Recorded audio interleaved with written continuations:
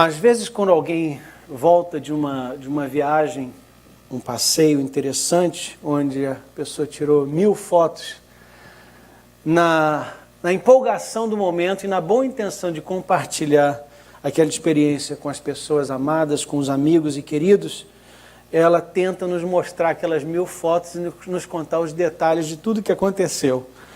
Mas depois de 100 fotos a gente já não aguenta mais, não é verdade? Eu prometo para os irmãos que eu não vou fazer isso. Porém, eu quero compartilhar com os irmãos uma reflexão, uma meditação sobre algumas das coisas que Deus me mostrou e que eu pude aprender e descobrir ao longo dos últimos dias. Eu quero ser breve, mas vai ser importante o que eu tenho para falar com os irmãos e peço a atenção dos irmãos, pois eu creio que isso vai ser edificante. Eu quero conversar com os irmãos sobre a pergunta: por que olhamos para cima? Por que olhamos para cima? Uma meditação sobre o espírito humano e o desejo por Deus. Tendo acabado de voltar da Europa, é difícil não ficar impressionado com todas as obras de arte e os edifícios magníficos que contam a história do avanço da ciência e da arte que aconteceram em grande parte na Europa. A história do mundo ocidental passa pela Europa.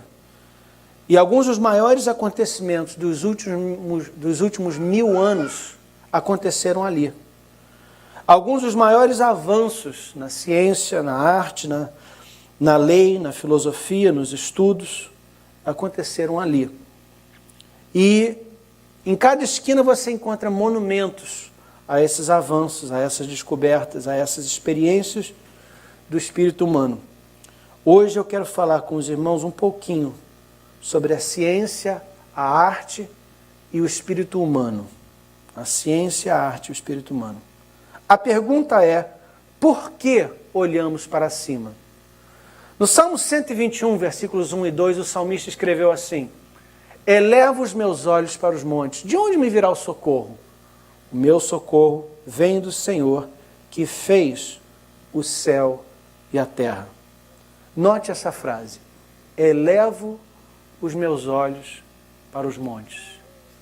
Elevo os meus olhos para os montes. No primeiro século, um dos mais famosos poetas de Roma, um homem chamado Ovídio, ele escreveu um famoso livro, é uma poesia, uma longa poesia. Interessante que ele viveu mais ou menos no período de Cristo. Ele nasceu antes de Cristo, mas viveu enquanto Cristo ainda estava vivo. Mas de qualquer maneira, ele escreveu, no período de vida de Jesus, ele escreveu esse parágrafo que eu incluo aí, que diz assim: embora a criação curva descendente o seu olhar ao mundo, sua mãe terrena. Lembre-se que ele é pagão, ele não é crente. Ele então se refere à terra como uma mãe terrena. E ele diz então: a criação curvada olha para baixo, olha para a criação, olha para sua mãe terrena. O homem, por outro lado, olha para o alto, com olhos eretos, e contempla os próprios céus hereditários. O céu hereditário. Este homem, apesar de pagão, já entendia que o ser humano olha para cima, ele olha para o céu. Enquanto o resto da natureza olha para baixo, o ser humano olha para cima. Em 1865, um pastor, reverendo William Breed, escreveu um livro chamado Anthropos. Anthropos é a palavra no grego para seres humanos, raça humana. E ele escreve nesse livro as seguintes palavras: os dicionários gregos nos ensinam que a palavra anthropos vem de um composto triplo, formado em primeiro lugar de um advérbio que significa para cima, depois do fragmento de um verbo que significa girar, e por último, de um substantivo que designa o rosto humano. O todo, combinado em uma palavra, nos aponta ao homem como a criatura que vira o rosto para o céu.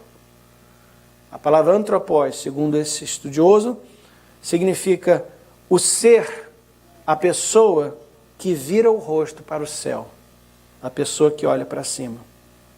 Anos mais tarde, mais um outro escritor e pensador, este não crente, um pagão também, o nome dele era Rudolf Steiner, filósofo não crente, escreveu o seguinte: se quisermos encontrar uma verdadeira rendição moderna,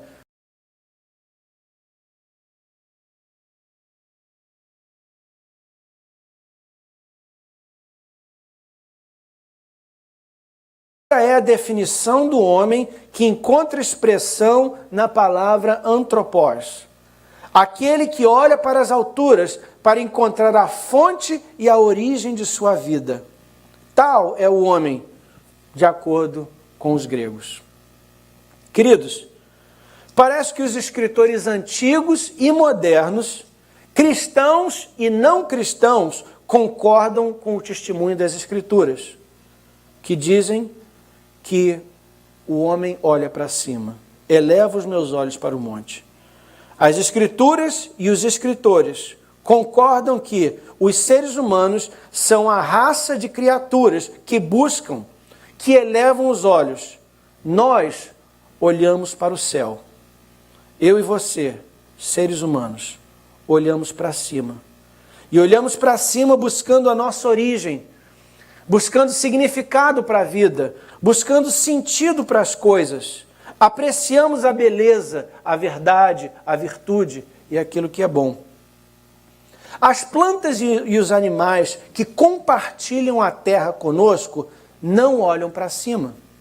Ao contrário deles, estamos conscientes de nós mesmos, conscientes dos outros e conscientes de alguém ou de algo fora de nós e fora do nosso mundo. Mas nós somos mais do que cientes disso. Nós ansiamos por isso, desejamos, buscamos. É por isso que a religião é um fenômeno universal. Em todos os tempos e em todos os lugares existiu religião. O ser humano sempre buscou ter um relacionamento com algo ou alguma coisa fora de si e além do mundo material. Nós fazemos ciência, nós estudamos, nós criamos arte, nós tocamos música, nós dançamos, nós escrevemos poesia, nós exploramos, nós adoramos. Nós olhamos para cima. Todas essas atividades nos distinguem, nos separam do resto da criação. É nós que estudamos, somos nós que estudamos, somos nós que criamos arte, somos nós que apreciamos a poesia. Exemplos da arte humana, exemplos do ser humano olhando para cima. Considere, por exemplo, a Capela Sistina. A Capela Sistina é uma capela no Vaticano, pintada em grande parte por Miguel Ângelo.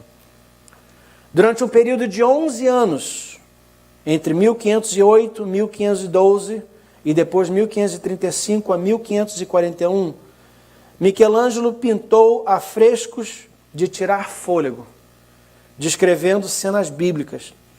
Essas pinturas cobrem mais de 5.000 metros quadrados de teto e retratam detalhadamente a criação, Adão e Eva, o Éden, o dilúvio de Noé e o juízo final de Apocalipse, capítulo 20. Imagine isso, queridos. É um teto enorme. Imagine 11 anos da sua vida dedicados à criação desse painel, desse teto, bonito, elaborado, suntuoso. Note que essa pintura está bem alta, bem elevada. Note que ela começa na parede e sobe para o teto. E essas pinturas levaram, mais uma vez, 11 anos para pintar. Imagine as horas, o esforço, o tempo, o dinheiro investido nessa obra de arte. É isso que significa olhar para cima. É isso que significa ser humano. Esses são os tipos de coisa que nós fazemos quando olhamos para cima. 150 anos depois de Miguel Ângelo, mais um homem brilhante, dessa vez não um pintor, mas um músico. viveu. O nome dele era Johann Sebastian Bach. Na certa você já ouviu o nome dele. Se você não ouviu o nome dele, na certa você já ouviu a sua música. Se nós tocássemos parte de alguma de suas músicas, na certa você reconheceria porque elas são famosas. Bach compôs mais de 300 grandes obras e é considerado um dos maiores compositores de todos os tempos. Bach acreditava que a boa música glorifica a Deus. Por isso, a maioria das suas composições foram assinadas com o seu nome e seguidas pelas iniciais SDG, do latim Soli Deo Gloria, que significa a Deus somente seja a glória. Esse grande compositor compõe mais de 300 grandes obras de arte na área da música e assina com SDG. Está aí um retrato dele. Não gostei muito do cabelo não, mas... Olha, volta um pouquinho, volta a tela por gentileza. Olha o trabalho dele. Para essa é uma página, uma pauta dessas mais de 300 composições dele. Imagina o trabalho, imagina a intensidade, imagina a capacidade e o treinamento necessário para compor isso. Imaginar tudo isso na sua mente. O que cada instrumento vai estar fazendo nessas grandes óperas e cantatas. E no final dessas partituras, à sua direita você vê um retrato da assinatura dele. Note que acima da assinatura e em letras maiores, ele põe SDG, Soli Deo Gloria. A Deus somente a glória. O que significa olhar para cima, amados? Mais um exemplo. Considere, por exemplo, a Catedral de Ely, em Cambridge, na Inglaterra. Essa igreja foi fundada nos anos 600 de alguma coisa, 612, se não me falha a memória, por uma rainha temente a Deus, e ela construiu uma pequena capela. 400 anos mais tarde, os adoradores daquela região decidiram construir esse templo suntuoso. Começaram em 1083, no ano 1083. Terminaram 100 anos mais tarde. 100 anos dedicados à construção desse templo, queridos. Isso significa que as pessoas que iniciaram a construção sabiam que não iam ver a obra completa. Na tentativa de glorificar a Deus, de agradar a Deus, de expressar gratidão a Deus, eles imaginaram coisas, estruturas na construção, estruturas para a qual ainda nem existia tecnologia para construir essas coisas. As torres, por exemplo. Então eles tinham que esperar a tecnologia alcançar o sonho, a imaginação.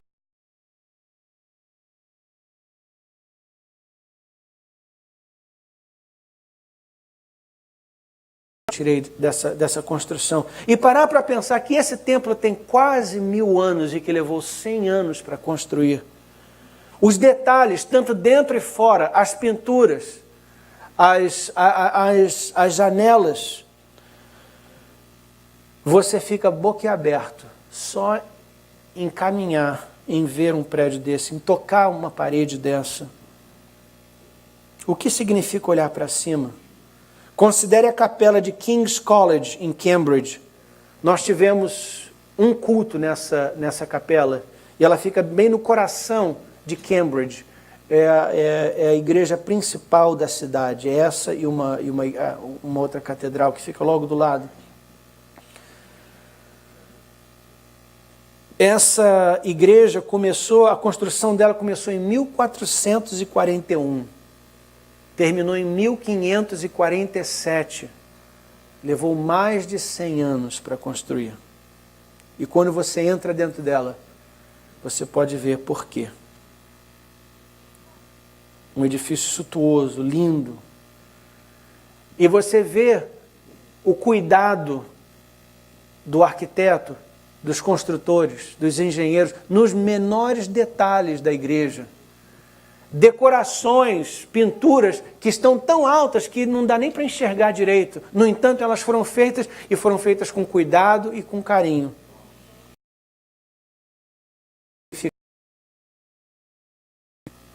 Olha a entrada do templo, as janelas, cada detalhe uma obra de arte.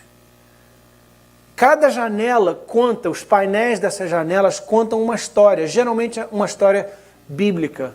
Cada painel conta um episódio ou a história de um homem da igreja, da Bíblia, um herói da Bíblia. Algumas contam a vida dos apóstolos, ou o nascimento de Jesus, ou a criação do mundo. Pinturas no teto, decorações. E queridos, lembre-se que quando isso foi feito, não existia fábricas e a capacidade de construir. Hoje em dia, por exemplo, você constrói primeiro, depois a fábrica faz 100 ou 20, ou 200 ou 1000 cópias daquele item. Essas igrejas têm decorações, 100, 200, 300 decorações, uma diferente da outra, e cada uma teve que ter sido, foram feitas, cada uma delas foram feitas individualmente. Tiveram que ser feitas individualmente, à mão, literalmente uma obra de arte, cada uma delas. E lembre-se, como eu disse, algumas delas não podem nem ser vistas, porque elas estão muito altas.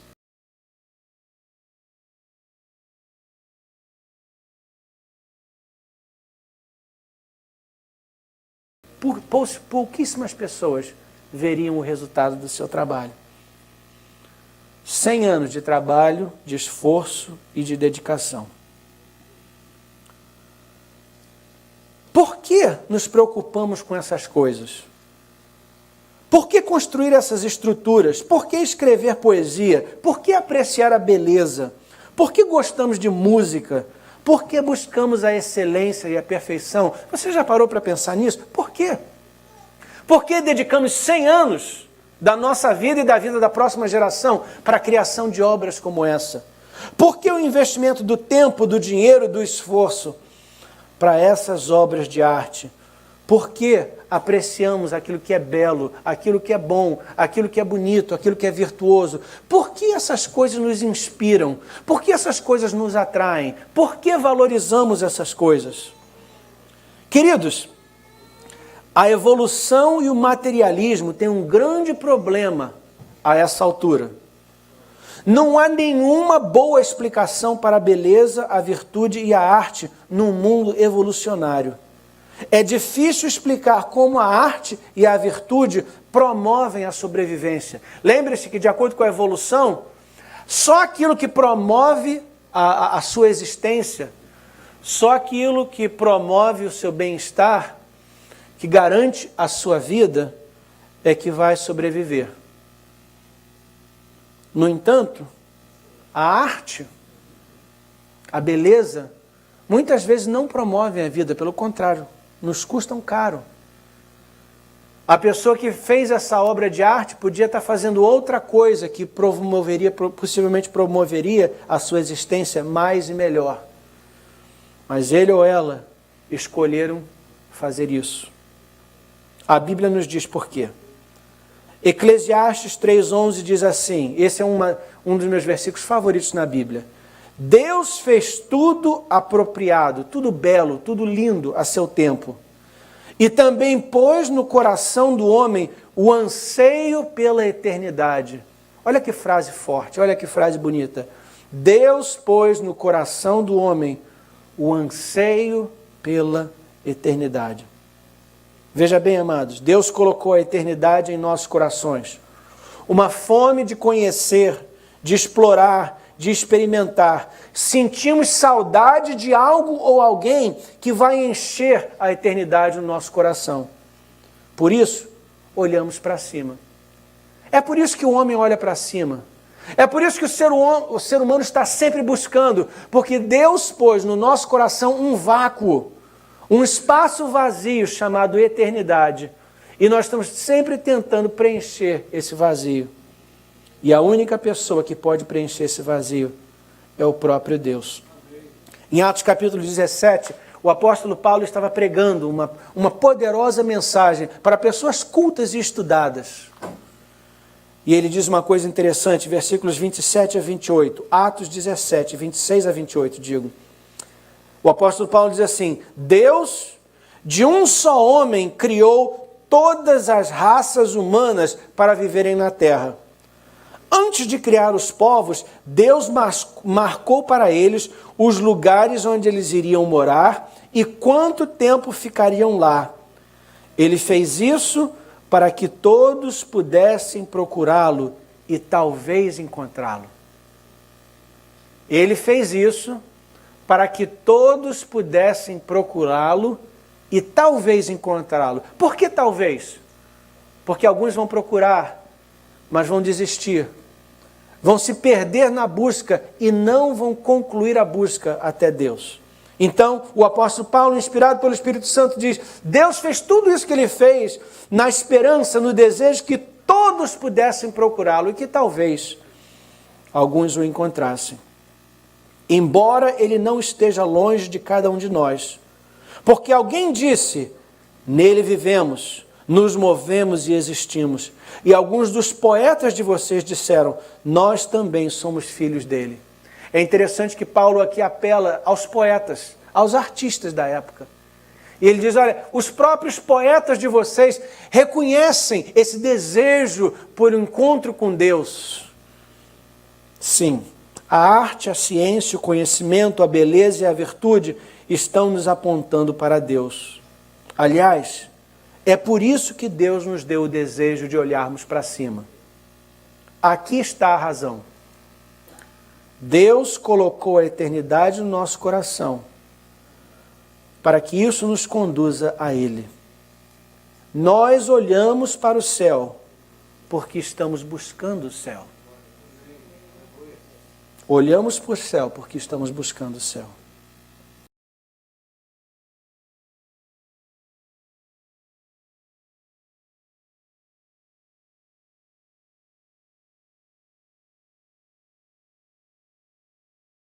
Estes são ecos da voz de Deus, chamando-nos de volta. Porque é de lá que nós viemos. Lá é o nosso verdadeiro lar. A nossa casa não é aqui, amados.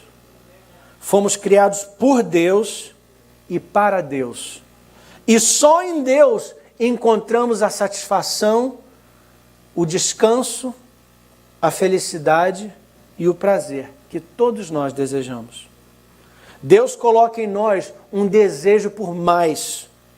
Buscamos e alcançamos, encontramos alguma alegria, alguma satisfação, algum conhecimento, algum prazer, alguma verdade, e isso nos dá um gostinho daquilo que é bom, mas só um gostinho.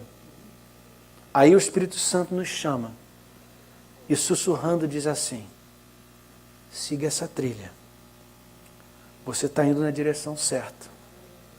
Você vai encontrar o que você procura andando nessa estrada.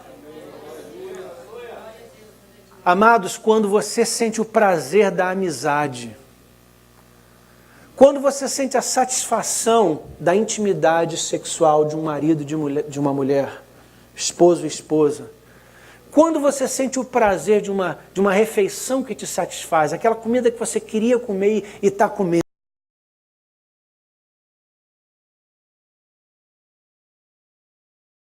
uma conversa no Starbucks com uma xícara de café, cercado de bons amigos. Amados, essas experiências são um eco da voz de Deus dizendo: siga essa estrada porque ela está te trazendo para mim. Os prazeres do mundo nos dão um gostinho do que o céu, de como o céu vai ser.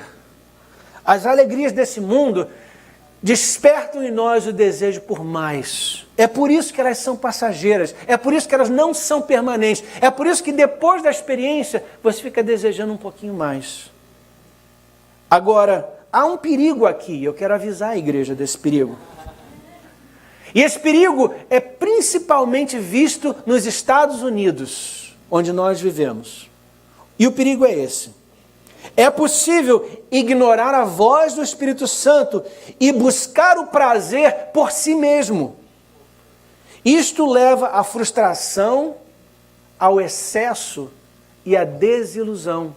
A pessoa que olha para esse sanduíche pensando assim, olha, se um sanduíche desse tamanho é bom, um sanduíche 2 vezes maior vai ser 2 vezes melhor.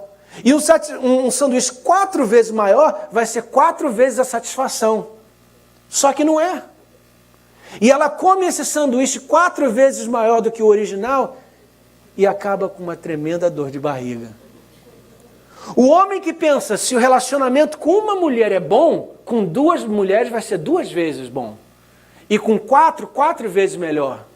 A mulher que pensa, se um marido é bom, se um homem é bom, 5 vai ser 5 vezes melhor, descobre que no final disso tudo, ele ou ela tem uma baita de uma decepção, uma dor de barriga e insatisfação.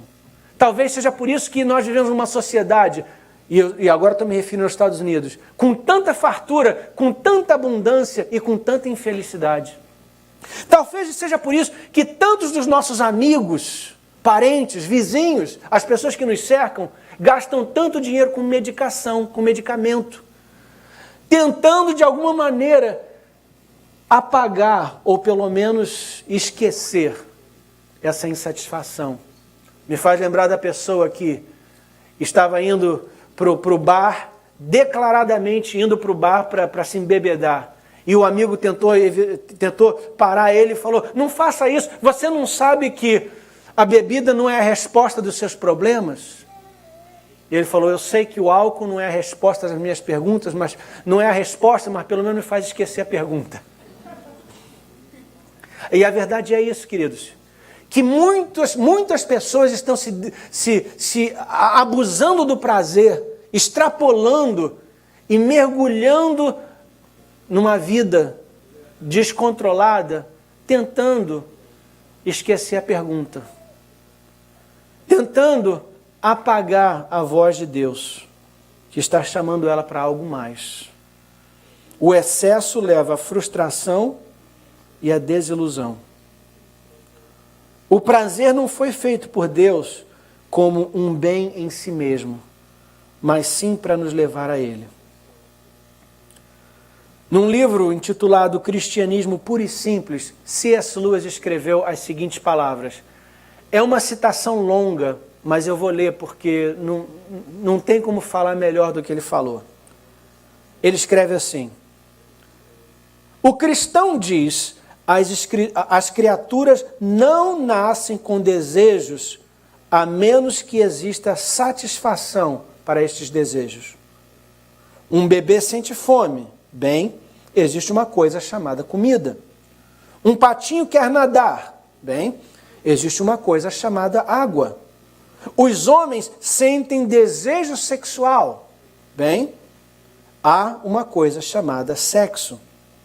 Se eu encontrar em mim mesmo um desejo que nenhuma experiência nesse mundo pode satisfazer, a explicação mais provável é que eu fui feito para um outro mundo.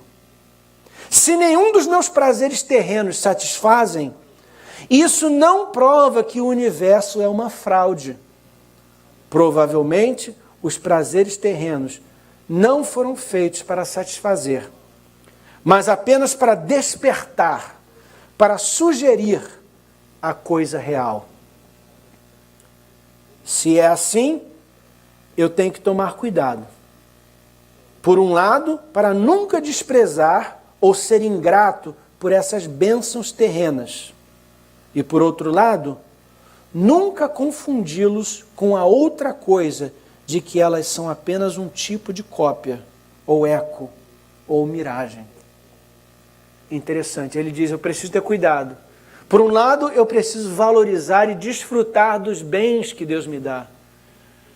Mas eu tenho que sempre lembrar, por outro lado, que esses bens, essa satisfação e esse prazer é um eco de uma realidade maior que me chama ao além.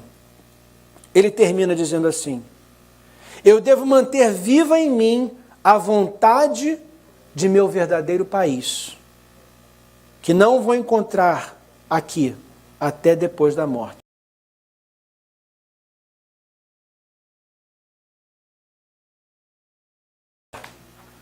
Devo fazer o principal objetivo da minha vida, pressionar para esse país e ajudar outros a fazer o mesmo. No plano de Deus, queridos, os nossos desejos, a beleza, a virtude, a verdade, são influenciados pela ação do Espírito Santo e pela revelação das Escrituras para nos levarem a Cristo. Cristo é o caminho, a verdade e a vida. E na nossa experiência com a verdade, com a virtude, com aquilo que é belo,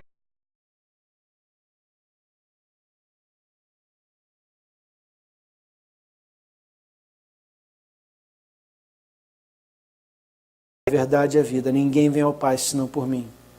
E através de Cristo chegamos a Deus. E em Deus encontramos a satisfação que todos nós buscamos. Eu conversava com a minha esposa vindo para a igreja hoje, eu lembrei desse incidente. Uma das preletoras na conferência onde eu estive foi uma senhora, ela devia ter seus 40 e poucos anos. Ela hoje é casada e tem acho que 3 ou 4 filhos, não lembro agora. Mas ela contou um pouquinho do seu testemunho. E ela conta que quando ela estava fazendo o 2º grau científico, como a gente chamava antigamente, ela enxergava, ela tinha visão, e ela era uma artista, ela pintava quadros e gostava muito de cores, de pintura. Um dia ela estava pintando um mural para a escola e ela tinha comprado uma lona, a escola tinha comprado uma lona nova, branquinha, para esse mural. E quando ela abriu a lona, ela viu uma mancha preta nessa lona e ela tentou limpar e não conseguiu. Aí ela virou a lona e no mesmo lugar tinha outra mancha e ela tentou limpar. E ela virou, comentou para uma amiguinha de escola falando: poxa, essa lona novinha, comprada agora e com essa mancha preta. E a amiga olhou assim para a lona, pensou que ela estava brincando e falou: mas não tem mancha nenhuma. Ela foi para casa, contou para os pais e os pais levaram ela para fazer um exame. E ela descobriu que ela tinha uma doença e estava perdendo a visão dela. Em 3 meses ela ficou completamente cega. E ela então contou um pouquinho do testemunho dela. Ela hoje ela é uma escritora, uma preletora, tem diversos livros escritos. É uma pessoa feliz, contente, temente a Deus. Mas ela terminou o testemunho dela com um incidente relativamente recente na vida dela. Ela disse que ela estava brincando um joguinho com o filho dela. E pelo que ela falou, o filho deve ter 6, 7 anos de idade. E eu não sei como ela não explicou, mas parece que a família, para acomodar a deficiência dela, tem alguns jogos particulares para eles que ela pode participar. E nesse dia, então, esse filhinho dela montou o tabuleiro para ela jogar esse jogo com ele. E ela, por alguma razão, naquele dia não conseguiu se concentrar e não estava conseguindo jogar. E ela esbarrou no tabuleiro, virou o jogo todo. E ela ficou frustrada e ficou com pena do filho, porque o filho tinha passado um tempão montando, botando as peças no seu lugar. E ela pediu desculpa ao filho e falou: não tem problema não, mamãe. E ficou um silêncio na sala, um silêncio incômodo. O silêncio foi quebrado por um comentário que ele fez. Em alguns momentos ele falou assim: mamãe, eu acho que Deus não quer curar a senhora. E ela disse que ela ficou, inicialmente ela ficou um pouquinho surpresa, porque esse filho é um dos filhos que sempre ora pela cura dela, que Deus restaure a visão dela. E ela ficou um pouquinho surpresa, mas não disse nada. E ela perguntou: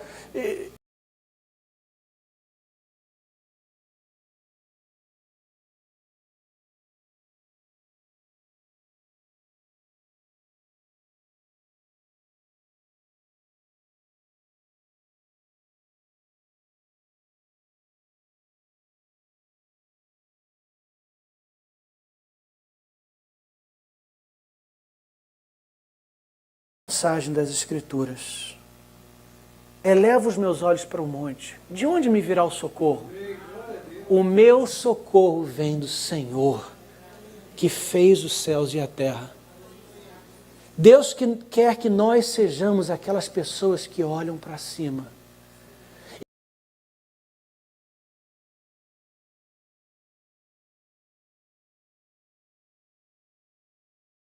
Deus e nos levar a Ele. Eu quero encerrar então com 3 rápidos pensamentos. O primeiro deles é o seguinte: ouça o chamado de Deus chegando até você através dos seus anseios. Deixe que as boas coisas da vida apontem você para o bem, que é Deus. Que cada prazer, que cada virtude, que cada coisa bela seja recebida com ação de graças. E que você desfrute daquela refeição, daquela amizade, daquele contato, daquele pôr do sol, daquela pintura, daquela música de Bach. Que você desfrute daquilo entendendo que aquilo está despertando em você um desejo por algo mais. Aliás, alguém mais. E esse alguém é Deus. Número 2. Siga a trilha. Siga o caminho. Mas não se perca. Não confunda a sombra das coisas com a coisa real. Não pense que o prazer daquele relacionamento, ou daquela situação, ou daquela obra de arte, não pense que isso é a realidade final. Existe algo por trás dessa realidade que é mais real ainda. E essa realidade temporária está te levando a essa realidade permanente. Siga a trilha e não se perca no caminho. Não se perca no caminho. E por fim, chegue ao destino. O nosso destino é união com Deus por meio de Jesus Cristo, nosso Senhor. Ponha-se de pé comigo e eu quero orar. Feche os seus olhos. Eu quero orar por aquela pessoa que está aqui nessa manhã e diz assim: pastor, eu entendo agora o porquê desse anseio, dessa inquietação dentro de mim. Eu vejo que eu fui criado para olhar para cima e que essa insatisfação me trouxe aqui nessa manhã, buscando algo ou alguém.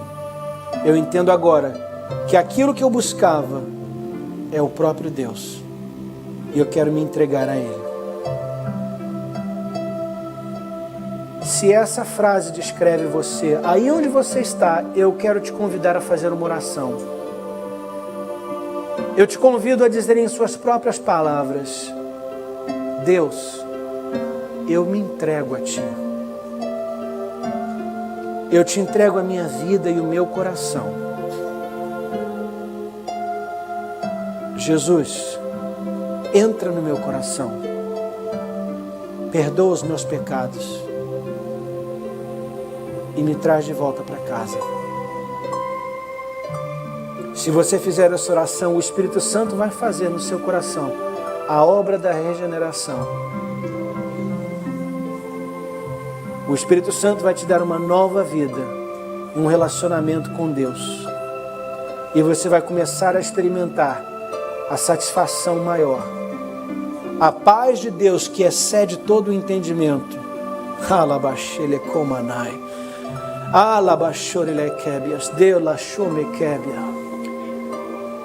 Deus despertou em você o desejo por mais.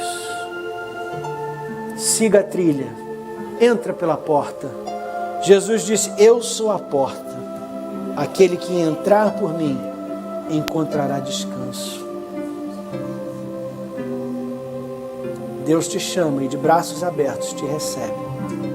Vem para casa. Vem para casa. Enquanto você ora, eu quero falar com outro grupo de pessoas. E essa é aquela pessoa que já fez essa oração, já entregou a sua vida a Deus, mas se sente sobrecarregada, talvez até decepcionada com a vida, com as dificuldades, com os problemas, talvez frustrado ou frustrada com a insatisfação. E agora o Espírito Santo te ajudou a entender o porquê. E Ele te chama hoje a voltar a caminhada rumo a Deus. O Espírito Santo quer te encorajar e te fortalecer. Ele quer soprar o fôlego da vida no teu pulmão e te dar força para continuar caminhando. Eu quero orar por você, para que você seja encorajado e fortalecido pelo Espírito Santo, para que Ele te abrace, te conforte e te ajude a entender que aqui ainda não é a sua casa. Você está a caminho do seu lar. Ainda não é aqui. Uma das maneiras que Deus nos toca e nos conforta, uma das maneiras que Ele nos fortalece, é através do cuidado e do carinho das pessoas que nos amam. E como sinal disso, eu quero convidar a igreja, num ato profético, num ato de fé, que você estenda a sua mão à pessoa do seu lado. Segura a mão dele, segura a mão dela, e nós vamos orar agora. E pedir que a graça de Deus flua através de nós e toque o nosso próximo. E fortaleça ele e ela para a jornada. Aleluia. Não se apegue a esse mundo. A nossa casa ainda não é aqui. Deus não quer que a gente se apegue a esse mundo, porque somos de outro país. A nossa casa é do outro lado, no mais além.